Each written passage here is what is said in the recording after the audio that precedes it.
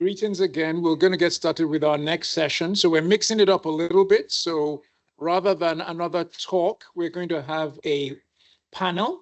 And this particular panel is focused on sharing experiences and tips on how to succeed as an early career researcher. And we have three wonderful people who are going to guide us and inform us about how they did it. And so first we have Dr. Nada El Husseini, who is Associate Professor of Neurology at Duke University and is Director of the Telestroke Services Program there, as well as the Vascular Neurology Fellowship. She actually led the pivotal American Stroke Association scientific statement entitled Cognitive Impairment After Ischemic and Hemorrhagic Stroke, and also has a very popular med talk, I found out, Nada, which is on faculty perception of self-managed time off, experience from a single academic medical center. So I'd love to hear and also learn from myself from you how to address that. So do you want to come up first? We have 3 seats here. Our second panelist is Dr. Federico Rodriguez-Porcel, who is Associate Professor of Neurology here at the Medical University of South Carolina, Director of the CURE PSP Center of Care, Director of the Aphasia Clinic. He, out of the gate, got an NIH grant focused on cognitive and communication impairment in neurodegenerative Parkinsonism, and also has this other grant that you're also looking at, which is looking at the defining the role of subthalamic nucleus in language production through DBS. And you gave us a terrific presentation last year on that, which I remember, which was very well received. Thank you, Federico. And then last but by no means the least is Dr. Karen Orjuela, who's Associate Professor of Neurology and also the inaugural Chief Neurology Transformation Officer. I hope you'll share what that entails with us. Neurohospitalist and vascular neurologist, and she's the founding editor-in-chief of the flagship journal for this new society, the Equity Neuroscience Journal. So we're delighted to have Karen also share her wisdom. The way we've decided to format this is we'll have our panelists just share a little bit briefly about themselves, their own journey to associate professorhood, and then we'll take questions from the audience and also from our colleagues online about any aspects of early career development they would like to ask our panelists. So maybe we'll start off with Dr. Husseini. Let's see, is there a mic I can give you here?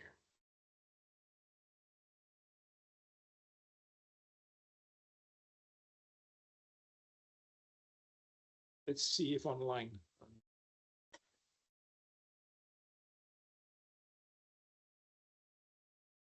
And here. Where's it? Let's try this one. Oh. Yeah, that one's hot. What about these ones?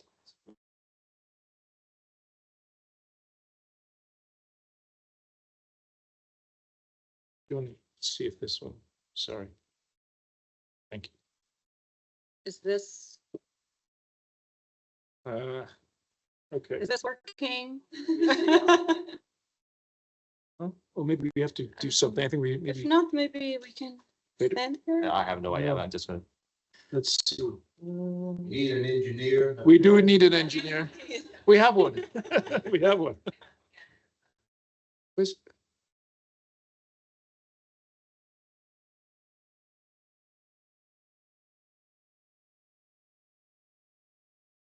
Bob, don't worry, we got it. We'll figure it out.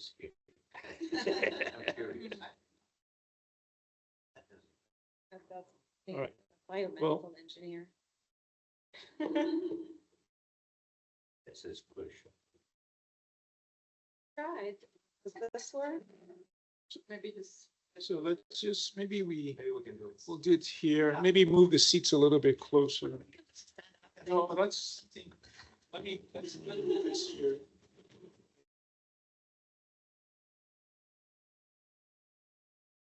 Hello.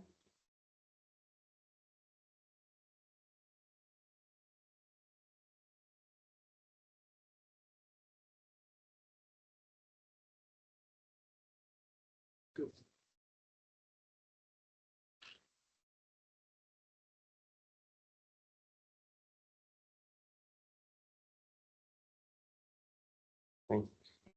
We'll just.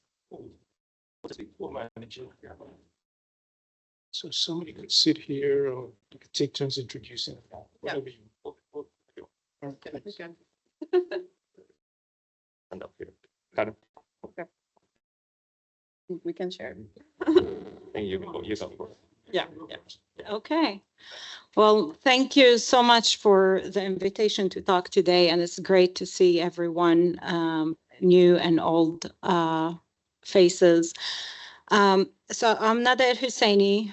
I came from Lebanon. I was born and raised there. For the first 10 years of my life, I was raised in a civil war, spent about on and off month at a time in shelters and also in the office of my mom, who used to work in a hospital.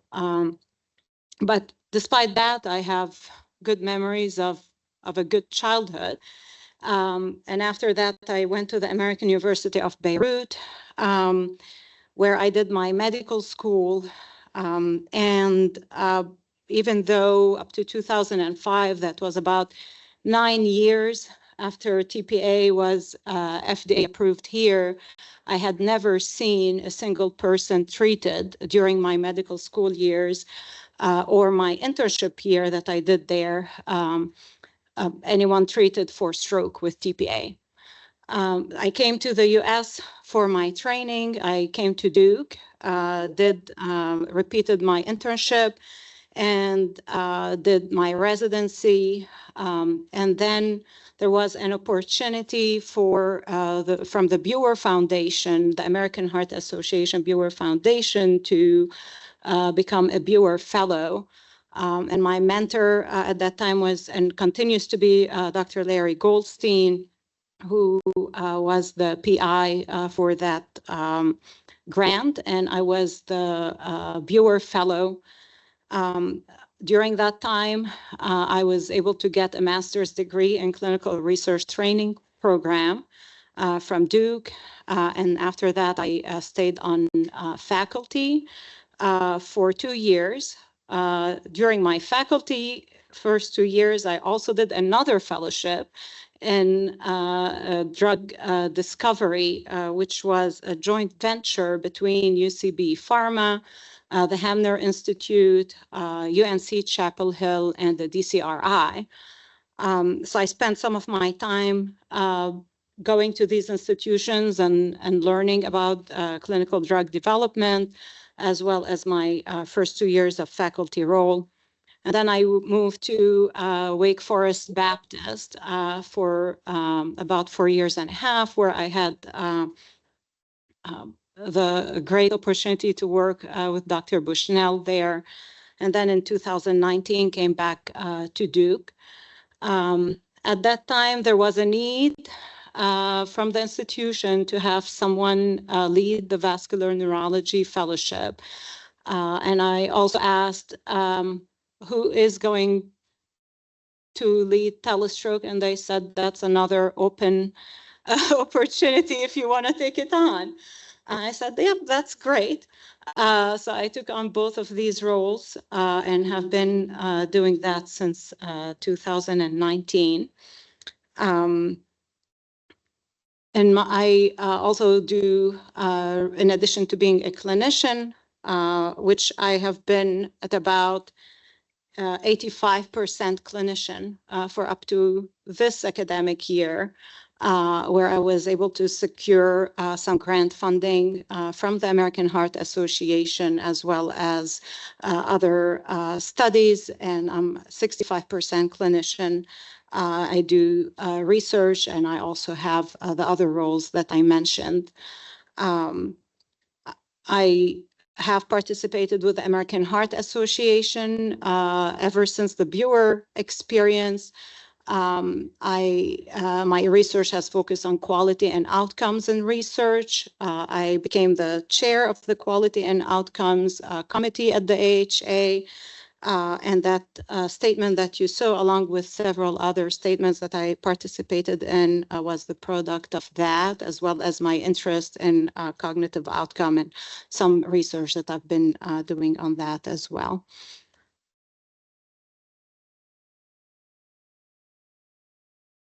Tough act to follow. So I'm Federico. I'm from Argentina originally. I always knew that I wanted to come to train elsewhere, leave Argentina for a while, and then the idea was to come back. So I always knew I wanted to be a neurologist, even though as I was about to start my first day of neurology, I realized that my rotation in Argentina, the hospital was on strike during my neurology rotation, so we didn't see any patients, but I still like neurology. I was interested in cognition from the get-go. I had the opportunity of working with people in Argentina that did cognitive neurology, and I was thinking about doing that as a fellowship, and because of family situations, I wanted to obviously be with my wife and my son the same place. I ended up doing movement disorders and then doing cognitive disorders, which to me is the best mix. And I've always been I think one of the things as we see now that I found valuable in my career is being flexible, right? Being able to adapt and finding a way of making things work. And that actually was even better for me than anything else. As I was finishing my fellowship, as I trained with a visa, I had to come to a place that had a waiver, ended up being MUSC, which again was better than I ever thought it would be. And I didn't have a clear idea of what I wanted to do, but I knew that I really thought that I didn't know too much about how to describe communication problems in the clinic. I knew that when patients came to the clinic, I could kind of tell when they were talking if they had dementia or not, but I could not write that in a note.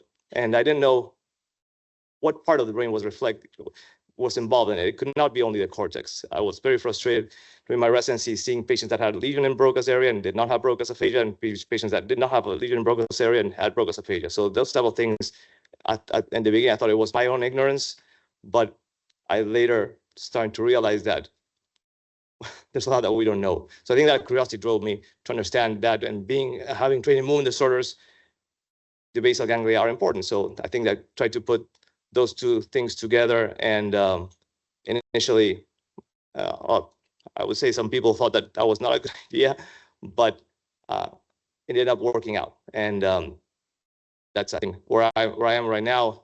Still get rejected a lot. I got an LOI rejected 2 days ago, and but still keep going. My interest remains dementias, those that are more typical. So Parkinson's disease, I'd like also PSP, and dementia with Lewy bodies, which also is a great community to work in. And I try to focus on outcomes, clinical trials, but my heart is in communication problems, which I think is understudied. And so that's me in a nutshell.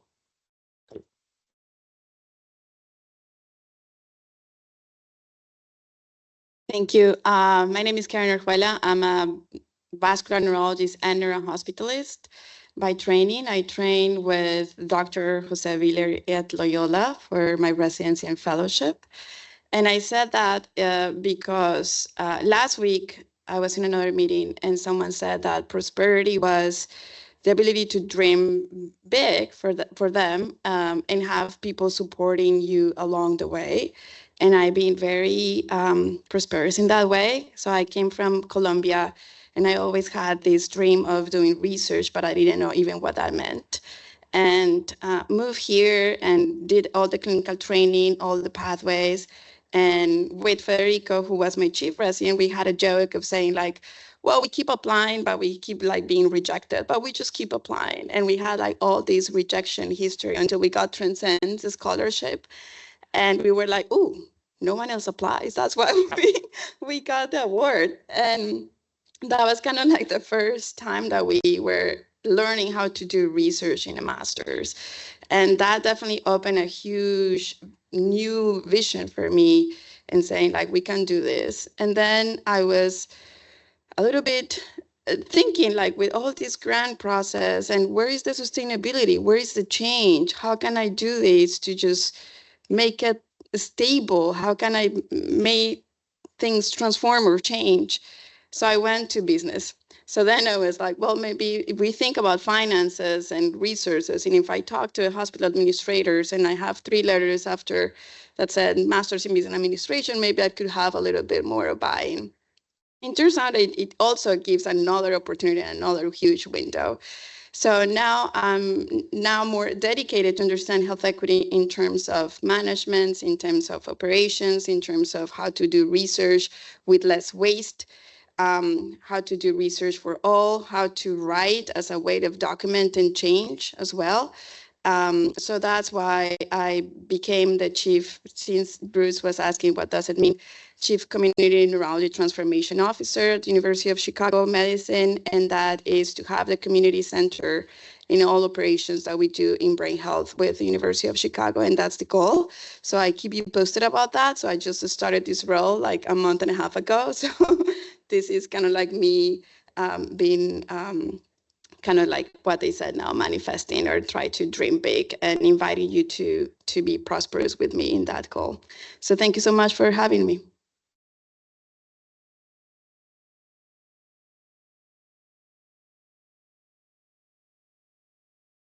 So we'll open it up to folks in the audience and online to ask any questions.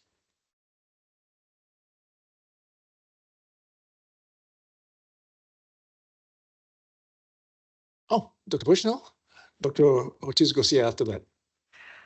So I'm curious if any of you have felt pressure to go back to your home countries, either because of family or other obligations, and how serious are you, or how much of a pull is that?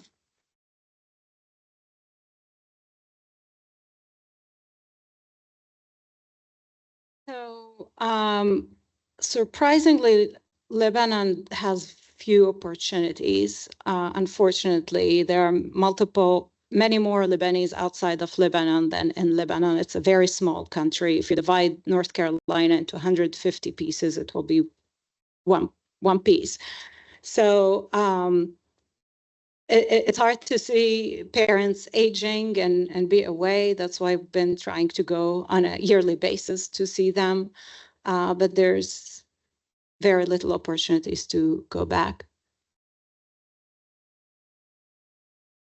This is kind of like a plug too. I always wanted to go back to Colombia and do this type of work there, but it takes some time. But I think that definitely a lot of my colleagues in South America are getting organized in a very innovative way. So we have a network of 300 neurologists in Latin America that we communicate through WhatsApp, early career, more senior, etc. That is a powerful way of like sharing information, data, bring questions, getting insights real time. So I think that organizations and communities are just finding a way to get together, and like partnering also with them brings me that, helps kind of like to fill that void that I have like missing home. But it's always in my mind to just come back, but I don't know when. Not yet. So I left Argentina knowing I wanted to go back. I like had a big group of friends. I missed them, and I met my wife during residency and got married soon after. And even when I got married, I told her, just so you know, my wife is from South Florida. I'm thinking about going back to Argentina. So she said, yes, she still wanted to marry me, but I think she knew that I wasn't going to go back. Now I have family, I have children, and truth being, I mean, Argentina, you can live in Argentina and you can do research, and maybe you don't have the same opportunities. But once you get used to the opportunities and the access you have here, it's difficult to give up. And I think that's what affects me, right? I think about my children, and I know that even Argentina is a good country. I was born and raised there, and I think I'm okay. The opportunities they get here in terms of safety are much better. So I think that's at least what I tell myself. There might be other reasons that I don't want to tell myself, but that's the story that things sounds good. And it's a great point. I mean, I found myself in a similar situation coming from Nigeria and everything, and been privileged to, of course, do some work back there. But I guess, Karen, you spoke about the WhatsApp group you have and everything, but I'm sure there are other avenues in which either you are trying to probably help people from Argentina to potentially be exposed to even higher quality training in research and clinically, even though the Lebanese community is a little bit spread around. I'm sure there are pockets and everything, and there are avenues to either develop people or even do studies potentially. I don't know, but yeah, no. Dr. Ortiz Garcia, go ahead, please. And Dr. Ortiz Garcia is the deputy editor-in-chief of our journal. Go ahead. Thank you. Thank you to the speakers for sharing the stories. I have a question for all of you. Disclosure before my question. So I trained in the same program with Karen and Federico. So I have that privilege to be trained by them because I was a junior resident and always have conversations, and I've got your advice and recommendations all the time. As an early career researchers, clinicians, so how you measure your success beyond the grants and publication, how you measure that, what metric you have.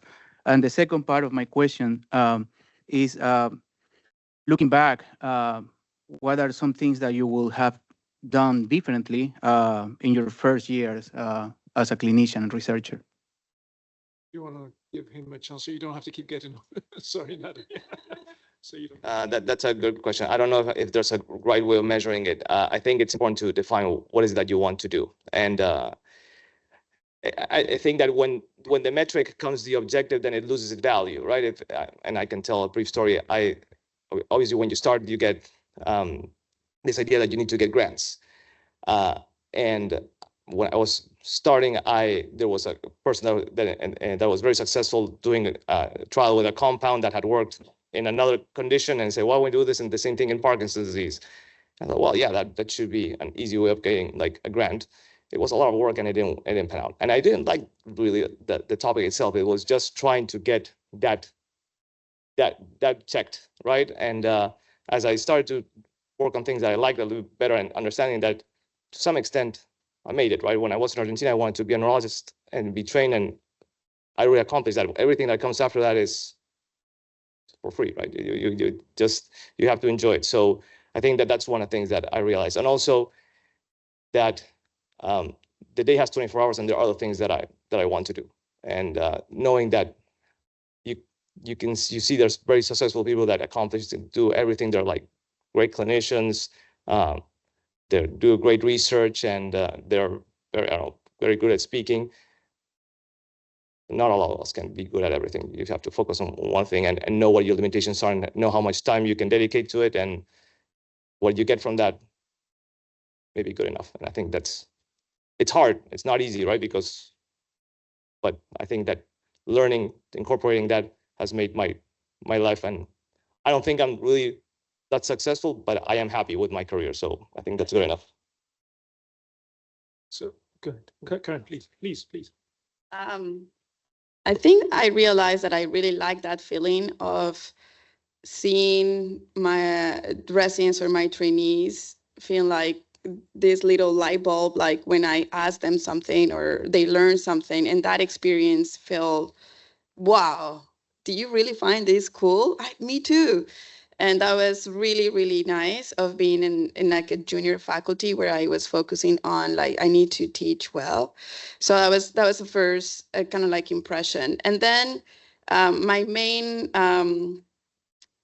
judge of ideas was my peer and great friend, Michelle Leppert, health services researcher, and we were in the same office. And every time that I asked her, like, what do you think about this? And she's like, that's the worst idea you ever had. And I was like, great, thank you. So that blunt, but her recognition meant so much to me because she was like no filter. And when I had a good idea and she said like, yeah, that could work. Let me help you and let me contact you with so-and-so. So having that peer validation, I think that was when, if I can get Michelle Leppert to say, this is cool, I think I'm good. And that just kind of kept building on that definition of success. So for everyone, but that was mine.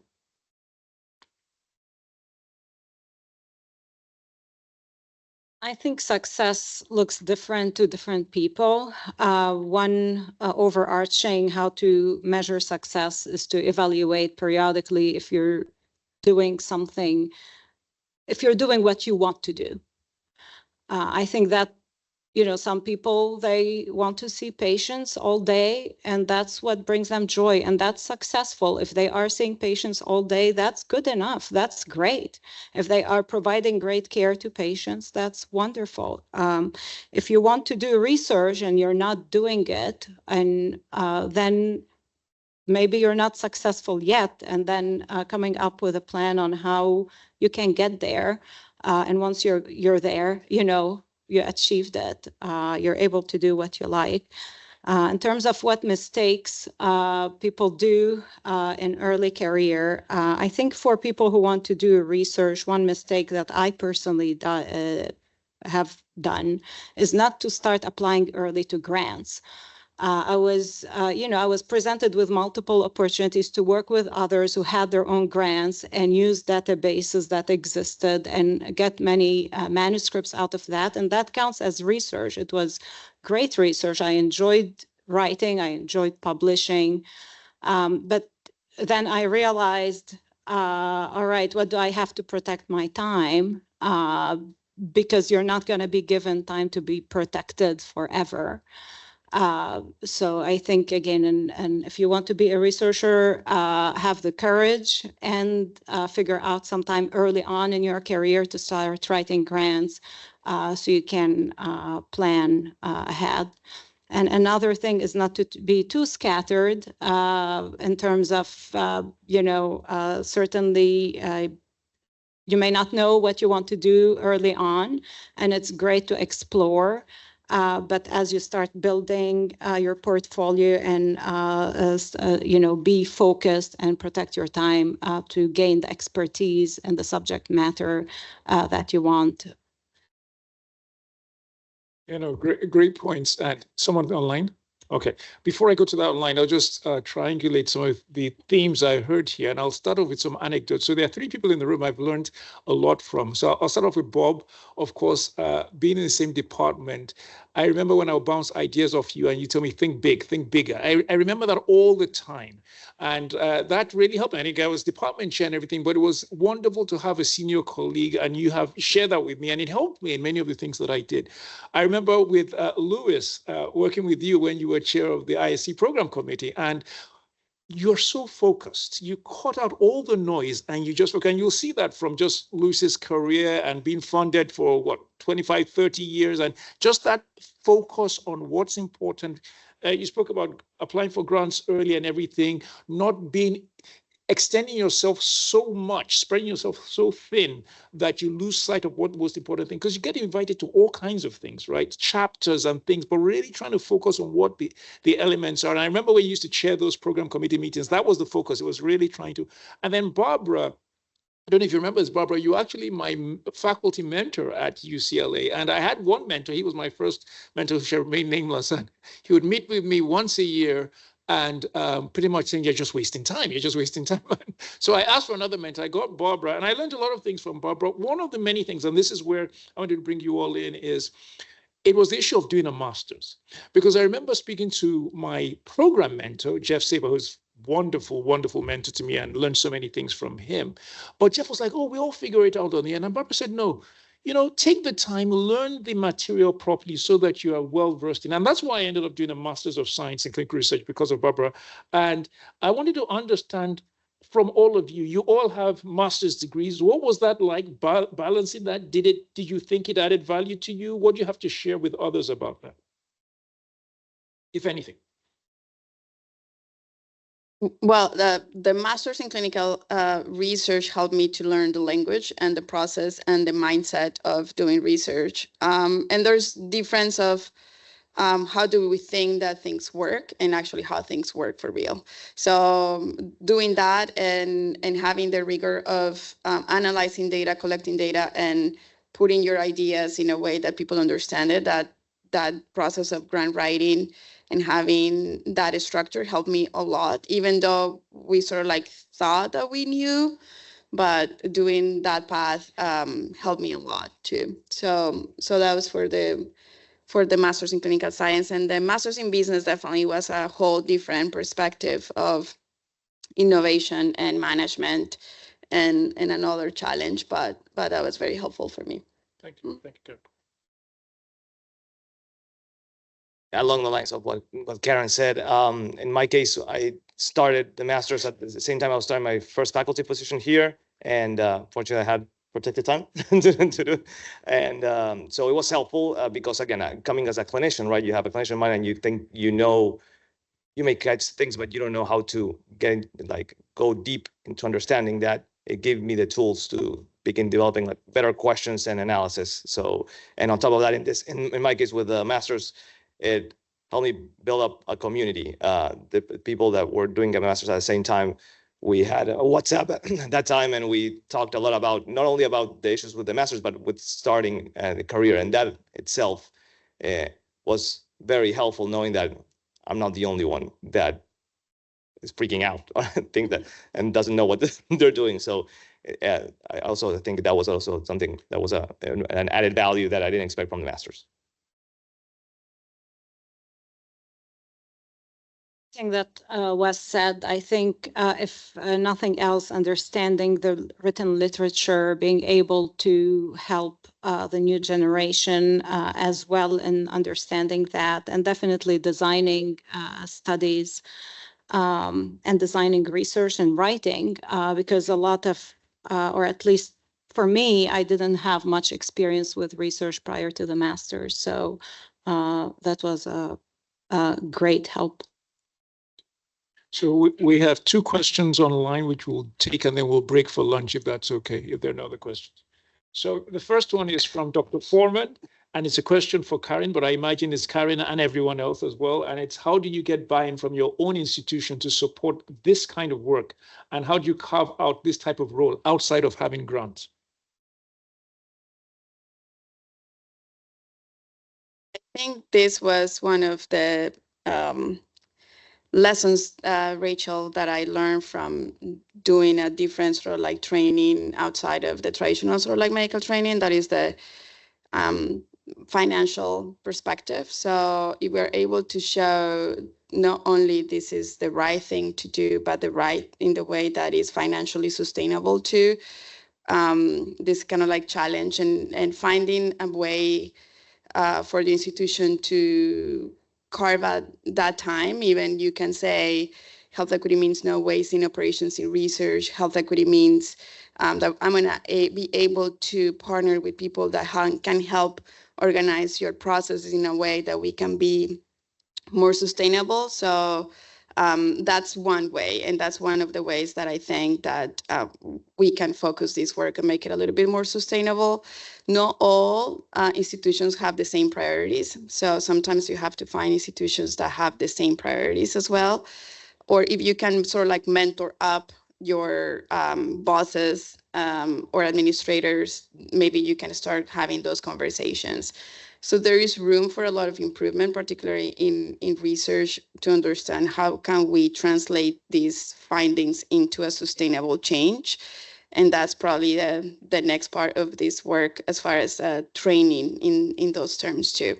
So finding, mentoring up, finding maybe an institution that aligns with your goals, and trying to make your research sustainable also in financial terms.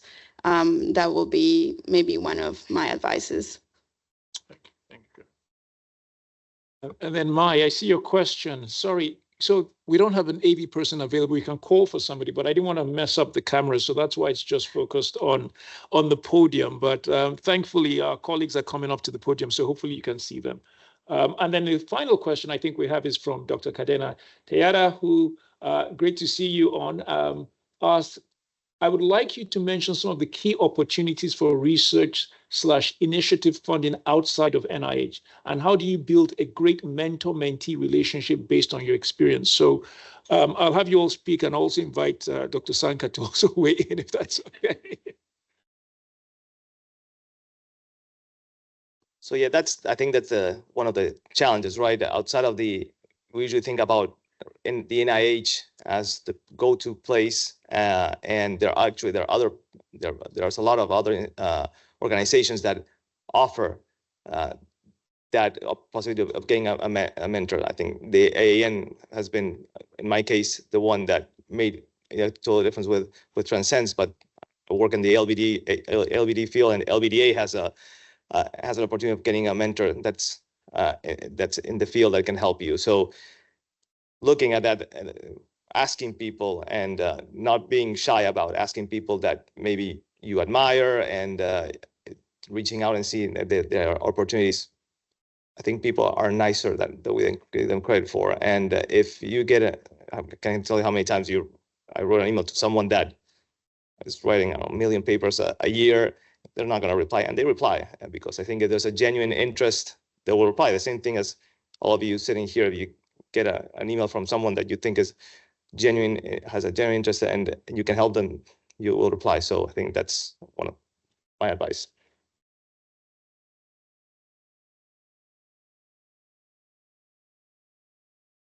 One thing for Dr. Kaline as far as diversifying funding right now, these are kind of like different times from what we knew. And I think that foundations now have, of course, a better advantage of attract talent and great ideas. So keep thinking about it, keep writing, have your grants ready. And I think trying to find out foundations philanthropy now maybe is stepping up a little bit. Supporting this and also partner with international teams too. That could be another way maybe to kind of like maintain some of the goals, and industry, it will be another way just to don't be afraid of establishing some connections to there. One thing that I'm going to add, I think it's helpful, that has helped me a lot, is being a reviewer in study sections. So learning like what the process is, how you have this idea when you have never reviewed a grant that people are going to be picking at every detail, and when they're not. They were going to look at the big picture, and the discussion is going to take 15 minutes. So having that mentality, and if you have opportunity to participate in study sections, I highly recommend that. So I again echo everything that was said, and just make sure to look at the AHA and AAN opportunities. There are plenty for early career. If you don't get it, just be persistent. And then there are also, depending on the institution, some institutional grants. So get to know what your institution also offers. Right, I don't see any more questions online or in the room, so we will just thank our wonderful panelists. Thank you so much for sharing.